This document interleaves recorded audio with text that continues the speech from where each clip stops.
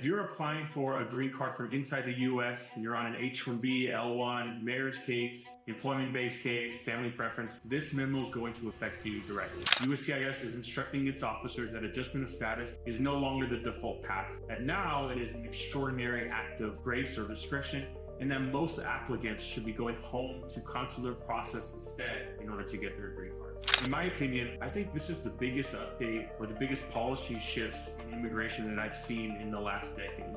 All right, so on May 21st, 2026, USCIS Director Joseph Edlow issued an internal policy memo titled 602-0199. So the memo essentially reinterprets Section 245 of the Immigration and Nationality Act, specifically as it pertains to Section 245A. So before everybody panics, let's talk about who may be actually protected from this. I'm going to be as precise as I can. So there are only a few types of truly non-discretionary adjustments of status, those types of AOS cases that are statutorily protected, which means if you meet all these requirements, a USCIS officer does not even have the authority to deny your application if you meet those.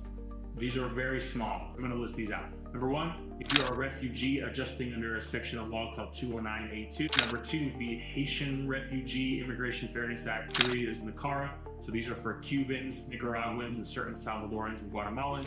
And 4 are the Afghan Special Immigrants. To be honest, my firm basically does none of these types of cases. These populations are very small and aging. If you are one of these though, you should be safe and exempted from this.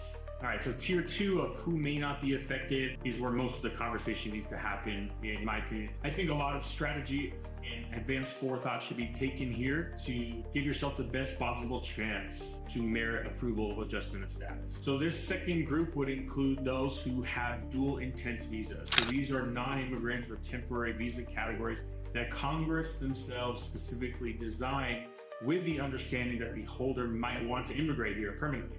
All right, this is more of the black pill area. Let's talk about who is more in the danger zone in this memo. In my opinion, this is actually going to be the majority of adjustment of status applicants.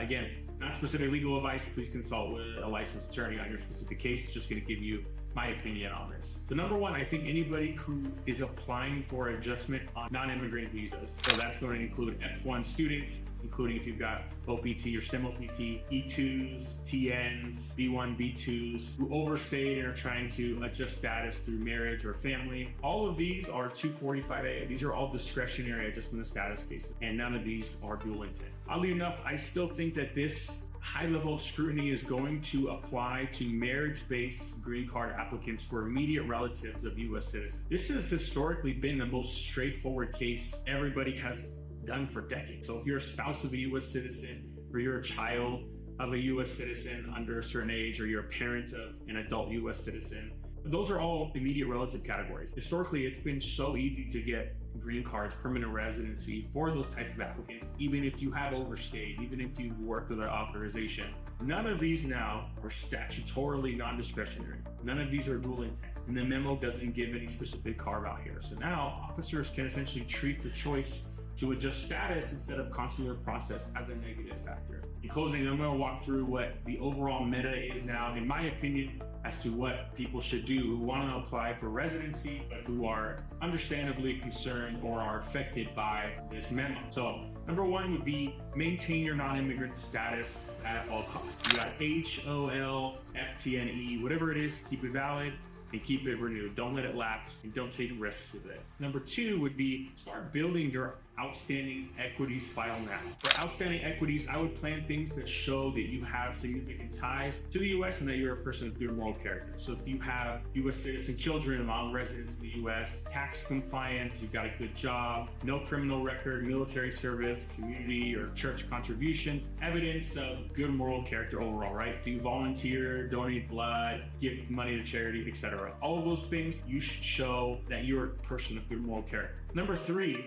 I would not assume that your adjustment of status is going to get approved. I would go in with the assumption that you are going to consular process. If you want to try for adjustment of status, you should do so with the understanding that if you are ultimately unsuccessful, you will need to do consular processing. Honestly, this has been my personal practice for years. I have always marked on the I-140 forms or the I-130 forms that my clients plan to get their visa outside the US, because it is both faster and cheaper to operate under that assumption and change your mind than the inverse of that. All right, I'm gonna close this video up. I think the last thing I'm gonna say is, in my experience, the American immigration system rewards people who are well organized and who plan early, right? Those who get hurt the worst are those who procrastinated or who are halfway doing it without putting in their full effort. If you're thinking about doing adjustment of status, or if you're in the immigration process, I would get planning if I was you right now. If this video helped, of course, as always, please hit the subscribe button, and we'll keep you posted on anything else that comes up. I feel like in Trump administration 2.0, there's always a new change. It's always a roller coaster. So appreciate your guys' time, and until next time.